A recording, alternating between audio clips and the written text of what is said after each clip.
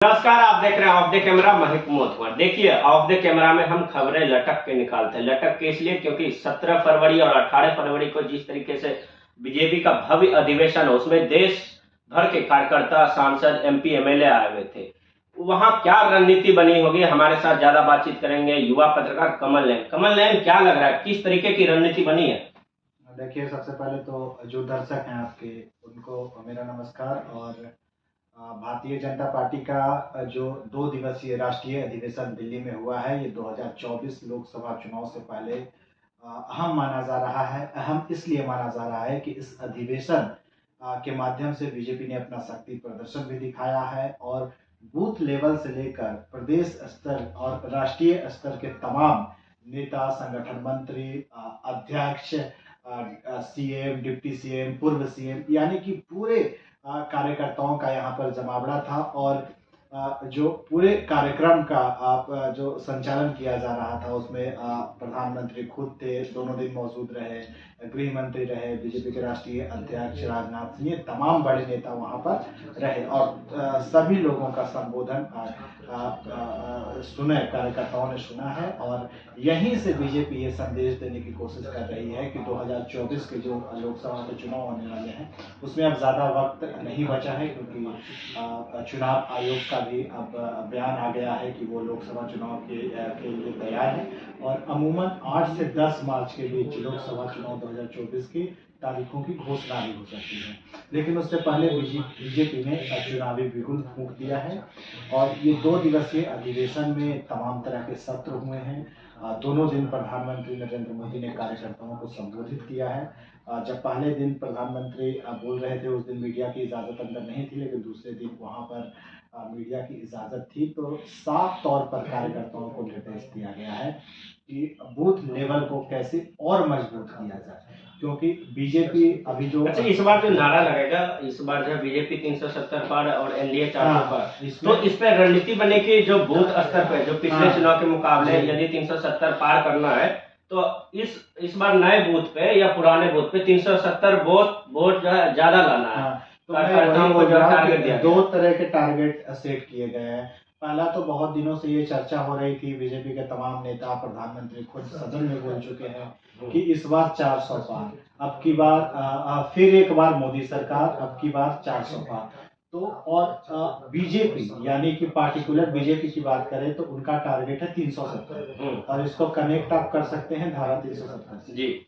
और दूसरा जो टारगेट है वो मोदी जी ने, पीएम मोदी ने कहा है कि अगर एनडीए को 400 पार करना है तो बीजेपी को उसमें 370 लाना होगा। और इसी मूल मंत्र को लेकर कार्यकर्ता यहाँ से गए हैं और हर बूथ पर, जैसा कि आप कह रहे हैं कि इनका टारगेट है कि हर बूथ पर जो नए वोटर जुड़े हैं, जो 18 साल के हुए हैं, उनको टारगेट करना है और प्रत्येक बूथ पर पिछली बार की तुलना 370 वोटों की संख्या बढ़ानी है, जिससे बीजेपी को मजबूती मिलेगी। राम मंदिर को लेकर काफी आक्रामक दिखे अमित शाह, जो राहुल गांधी पे जो कांग्रेस जो पार्टी देखिए, मैं आपको आमंत्रण मिला था, उसको जो है एक्सेप्ट नहीं किया।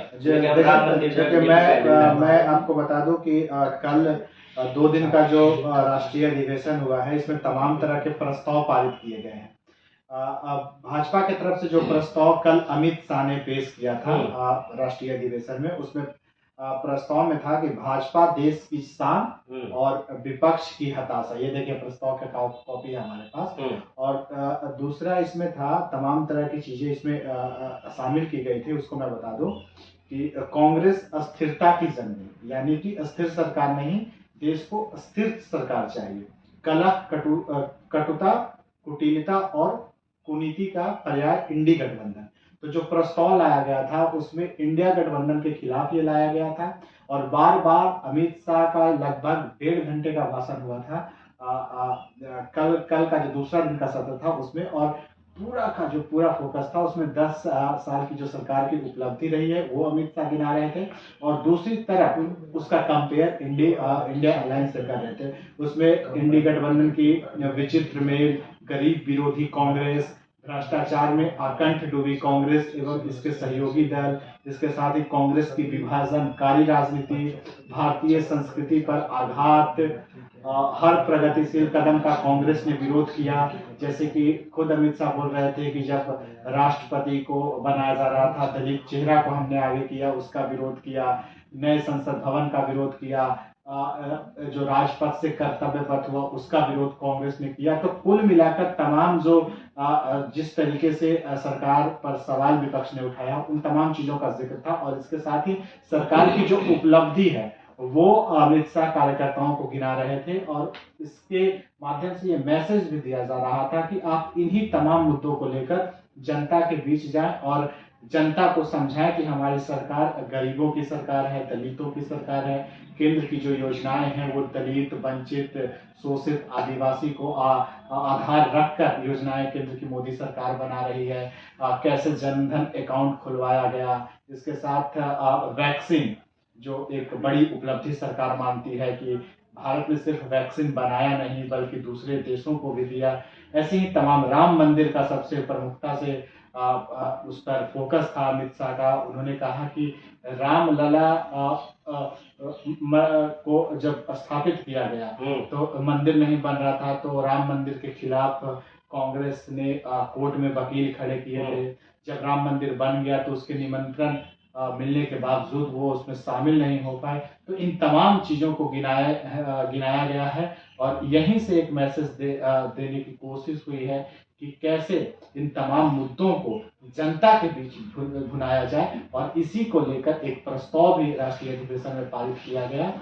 इंडिया जो अलायंस बना है उसके संदर्भ में, और उसका जो मुख्य पॉइंट था वो कि भाजपा देश की आशा और विपक्ष की हताशा। और इस प्रस्ताव का समर्थन केंद्रीय कृषि मंत्री अर्जुन मुंडा ने किया, और इसके साथ ही यह प्रस्ताव पारित किया गया। इसके साथ ही आपको बता दूं कि कांग्रेस की अपरिपक्व एवं गैर जिम्मेदारी राजनीति, इंडी गठबंधन द्वारा हिंसा एवं अराजकता की राजनीति, कांग्रेस का पतन सुनिश्चित है, ये तमाम ऐसे चीजों को छुआ गया। और इसमें राहुल गांधी पर खास करके अमित शाह आक्रामक दिखे कि आजकल वो ओबीसी की बात कर रहे हैं, लेकिन सबसे ज्यादा ओबीसी को अपमानित करने वाली कांग्रेस पार्टी है। इसके साथ ही तमाम जो राजनीतिक दल है, टीएमसी की बात करें, उसके साथ झारखंड मुक्ति मोर्चा की बात करें, लालू प्रसाद यादव की आरजेडी की बात करें, इन तमाम आम आदमी पार्टी की बात करें, इन तमाम पार्टियों का जिक्र करते हुए अमित शाह ने कहा कि कांग्रेस जिस तरीके से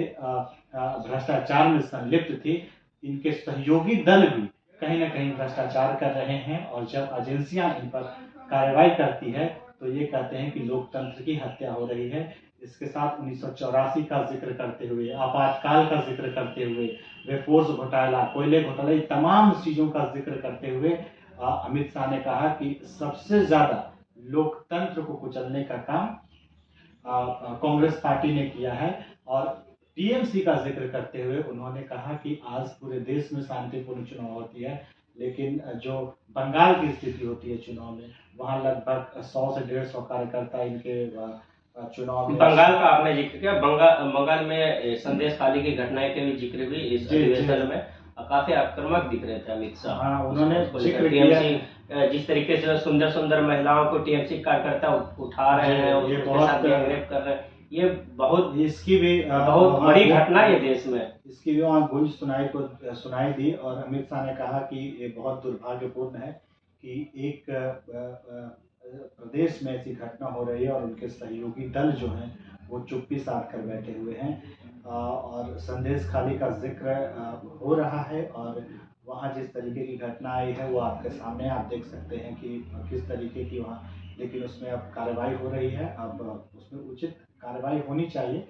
और महिला मोर्चा की तरफ से, जो बंगाल की महिला मोर्चा बीजेपी की है, उसके तरफ से एक भव्य रैली का आयोजन वहाँ बंगाल में किया जा रहा है, जिसमें अमूमन मुझे लगता है कि 2 से 3 दिनों में प्रधानमंत्री खुद बंगाल जाएंगे और महिला विंग के जितने भी कार्यकर्ता हैं, वर्कर हैं या फिर महिलाएं हैं, उनको संबोधित करेंगे।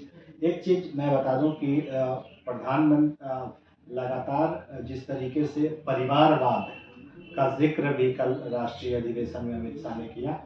उन्होंने कहा कि लालू यादव ये चाहते हैं कि उनके बेटे सीएम बन जाए, ममता बनर्जी ये चाहती हैं कि उनके भतीजे बन जाएं। ऐसे ही तमाम लोगों का जिक्र किया, और कुल मिलाकर पूरा का पूरा फोकस कांग्रेस पार्टी पे था। और कांग्रेस को ही टारगेट करते अमित शाह वहां पर नजर आए। एक चीज और मैंने खास बात देखी वहाँ, जिस तरीके से जो है जो कार्यकर्ता हो, सांसद हो, MP हो, MLA, सब बराबर दिख रहे थे। ये मुझे बहुत अच्छी चीज लगी वहाँ। कोई वो भेदभाव नहीं था, सब एक दूसरे से आपस में मिल रहे थे, कोई प्रोटोकॉल नहीं था। CM हो हर एक कार्यकर्ता मिल रहे थे। तो ये 2 दिवसीय जो राष्ट्रीय अधिवेशन था, इसमें मैंने बताया कि लगभग 11,500 डेलीगेट्स आए थे और सभी की पहचान कार्यकर्ताओं के तौर पर हो रही थी और इसीलिए मुझे लगता है कि वहाँ पे सारे कार्यकर्ता थे, चाहे वो CM हो या मंत्री हो। तो लोग आए थे और बहुत लोग ऐसे भी थे जिन्हें जगह नहीं मिली बैठने की। तो आपको पता है कि बगल में बुक फेयर चल रहा था, तो बहुत ऐसे नेता मुझे वहाँ भी मिले, तो बोले कि वहाँ जगह नहीं थी तो इधर घूमने आ गए। कुछ लोग जमीन पर बैठकर भी संबोधन सुन रहे थे। कमल, जाते जाते और एक और सवाल, मोदी सरकार की कौन सी योजना है, टॉप 5 बता दीजिए कि जो लोग लाभान्वित हो रहे हैं और लोगों को लाभ भी मिल रहा है, मतलब मोदी को पसंद कर रहा है। देखिए, कल का जो राष्ट्रीय अधिवेशन में मैंने बोला कि सरकार की उपलब्धियां अमित शाह गिना रहे थे और इसके साथ ही इंडिया अलायंस के खिलाफ एक जो प्रस्ताव पारित किया गया उसमें वो उन्होंने खुद जिक्र किया है जनधन अकाउंट का, जिसके माध्यम से गरीब लोगों को बैंक से जुड़ा डायरेक्ट जो है जो भी योजना का लाभ सरकारी योजनाएं हैं, चाहे गैस की सब्सिडी है, ये तमाम चीजें अब सीधे खाते में पहुंचती है। इसके साथ उज्ज्वला योजना पर फोकस था कि कैसे गरीब महिलाओं को उज्ज्वला योजना के तहत उनके घर में गैस और सिलेंडर दिए गए, जिससे जो उनके महिलाएं थी खाना बनाने में चूल्हे पर उनके आंखों में परेशानी होती थी, ये दूर हुआ। तीसरा उन्होंने जिक्र किया स्वच्छ भारत का भी मैंने देखा, हर घर शौचालय। उसके साथ ही वैक्सीन, फिर प्रधानमंत्री आवास योजना, ऐसे तमाम योजनाएं सरकार की है जिसका कल जिक्र किया गया। और इन्हीं जिस तरीके से गरीब परिवार को 5 किलो राशन मुफ्त दिया जाना है, इसका जिक्र किया गया। लेकिन विपक्ष आरोप लगाता है कि जब भारत गरीबी से निकल गया तो अनाज क्यों दिया था। इस पर प्रधानमंत्री ने कहा कि जो लोग गरीबी से निकलते हैं उन्हें कुछ दिनों तक उनको सहायता दी जाती है क्योंकि वो फिर से ना नीचे चले जाए, इसलिए ऐसा किया जा रहा है। इसके साथ ही तमाम जो तमाम योजनाएं ऐसी भी किसानों के खाते में, जिस तरीके से 2500 रुपया का किस्त 2000 साल में 6000, हाँ 6000 रुपया दिया जाता है, ये है। फिर आपको बता दें कि जिस तरीके से अभी रूस और यूक्रेन के युद्ध में जिस तरीके से भारत राम मंदिर रहने वाला इस चुनावी मुद्दा जो है 2024 लोकसभा चुनाव में निश्चित तौर पर राम मंदिर रहेगा मुद्दा। और कल राष्ट्रीय अधिवेशन में आप भी गए थे, वहाँ देखे होंगे कि चारों तरफ जो कटआउट लगे हुए थे, पोस्टर बैनर, हर जगह राम मंदिर का ही कटआउट था। तो इससे आप अंदाजा लगा लीजिए कि और प्रधानमंत्री नरेंद्र मोदी जब दूसरा दिन वहां आए तो एक प्रस्ताव JP नड्डा की तरफ से वहां पर पास किया गया जो प्रधानमंत्री के धन्यवाद के लिए था। और उसमें राम मंदिर पर यह प्रस्ताव आया कि वर्षों से संघर्ष के बाद जो रामलला टेंट में थे उनको स्थायी और भव्य दिव्य और अलौकिक राम मंदिर बनाया गया, उसमें रामलला विराजमान हुए। इसका श्रेय सीधे तौर पर PM मोदी को जाता है। तो निश्चित तौर पर अगर भारतीय जनता पार्टी इसके साथ खड़ा थी और आज भी अडिग है तो मुझे लगता है कि ये मुद्दा होगा। और स्वाभाविक तौर पर बीजेपी ने ये मुद्दा बनाया क्योंकि बीजेपी के चुनाव के एजेंडा में ये रहा था राम मंदिर का निर्माण। तो ऐसे में मुझे लगता है कि ये मुद्दा है और जिस तरीके से अधिवेशन में इसका जिक्र हो रहा है तो स्वाभाविक तौर पर है कि इसको भुनाया जाए। चलिए, ये थे हमारे साथ युवा पत्रकार कमल नयन, जो 2 दिवसीय राष्ट्रीय अधिवेशन और खत्म हुआ उसको लेकर लंबी बातचीत हुई। आप कैसे देख रहे हैं इस वीडियो को, आप अपनी राय कमेंट बॉक्स में दे सकते हैं। तब तक देख रहिए और देखने धन्यवाद।